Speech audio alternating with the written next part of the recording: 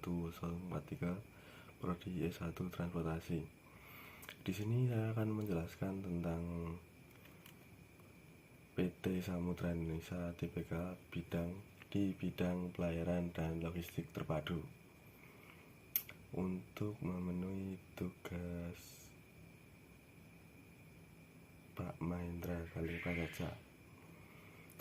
Baik, langsung saja saya akan mempresentasikan PT Samudra Indonesia Tbk bidang pelayaran dan logistik terpadu.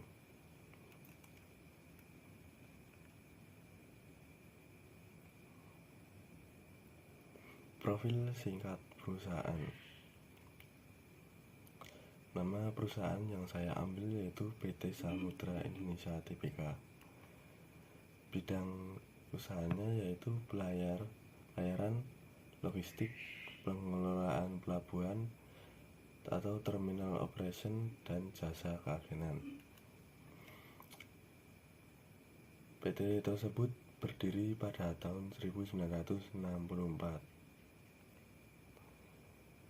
Nah, di sini saya akan menjelaskan sedikit tentang PT tersebut. PT Samudra Indonesia Tbk merupakan salah satu perusahaan penyedia jasa logistik dan transportasi laut terpadu terbesar di Indonesia. Perusahaan ini mengoperasikan berbagai lini bisnis, mulai dari pengangkutan kargo, peti kemas, jasa bongkar muat di terminal pelabuhan, pergudangan, hingga galangan kapal. Dengan cakupan operasional yang melayani rute domestik maupun internasional, operasional harian perusahaan sangat kompleks dan berhadapan langsung dengan dinamika rantai pasok global.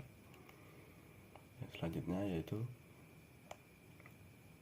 resiko internal yang akan dihadapi PT Samudra Indonesia Tbk. Risiko internalnya yaitu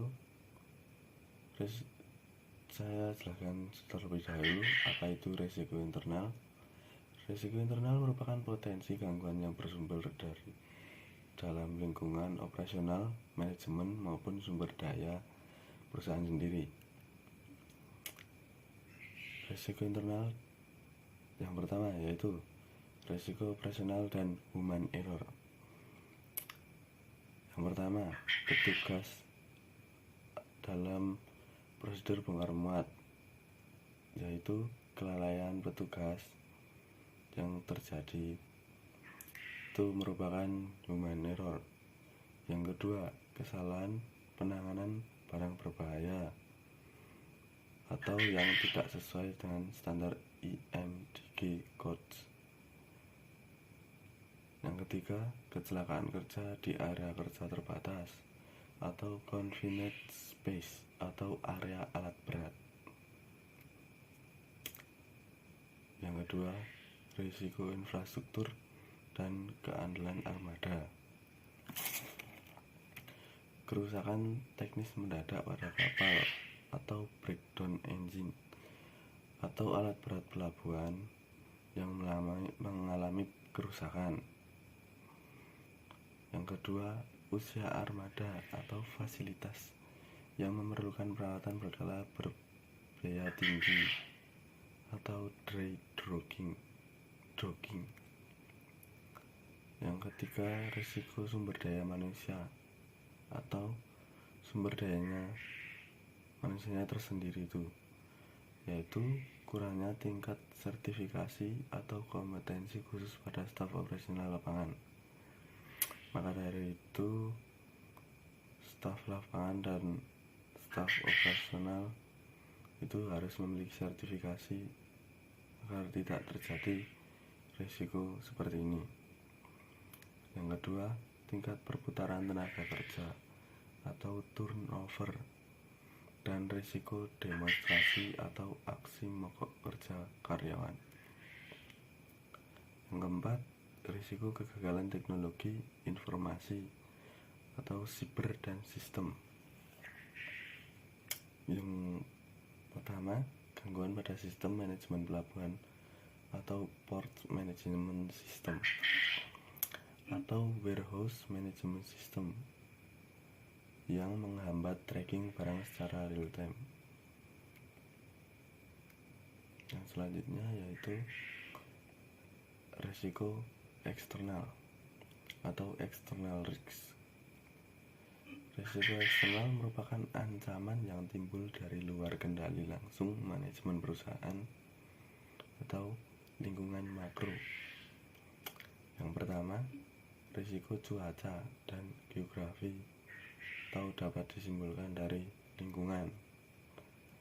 Yang pertama, gelombang tinggi, badai, serta cuaca ekstrim yang memaksa penundaan pelayaran vessel delay. Yang seperti ini tidak dapat kita hindari karena kita akan melawan alam. Yang kedua, sedimentasi dan pendangkalan alur pelayaran yang mengganggu akses masuk kapal ke pelabuhan. Yang kedua, risiko ekonomi makro dan fluktuasi harga. Kenaikan harga bahan bakar minyak, BBM atau bunker secara global. Yang kedua, fluktuasi nilai tukar mata uang asing yang mengaruhi biaya operasional luar negeri.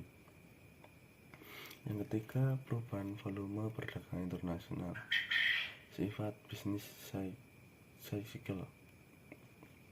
Yang poin ketiga, risiko regulasi dan hukum.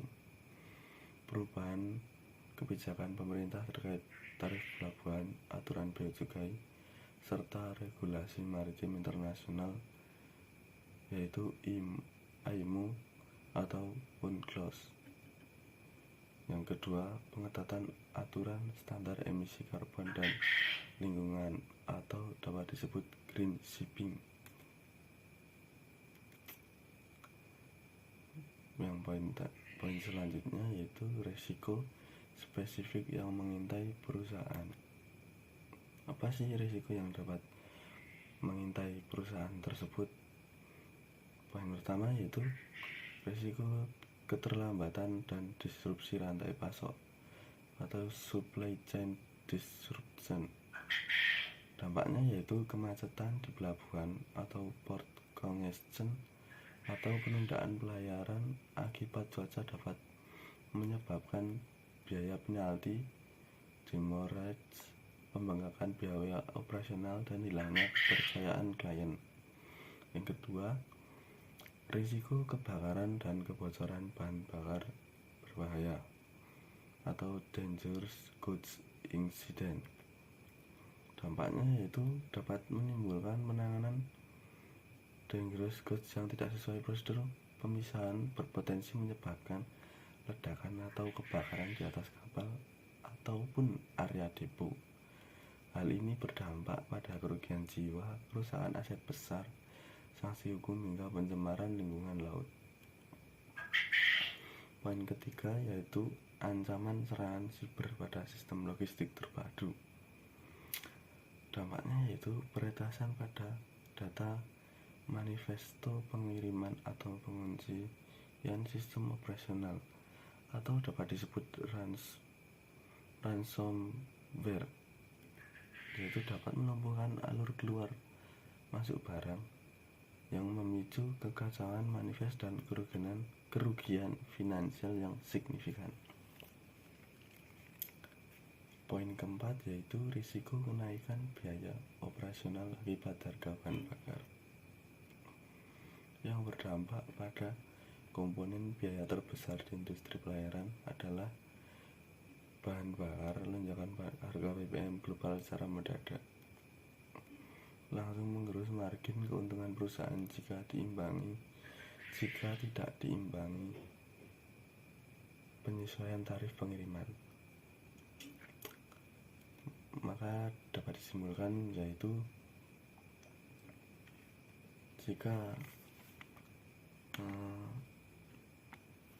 kenaikan BBM tidak diimbangi dengan penyesuaian tarif pengiriman, maka akan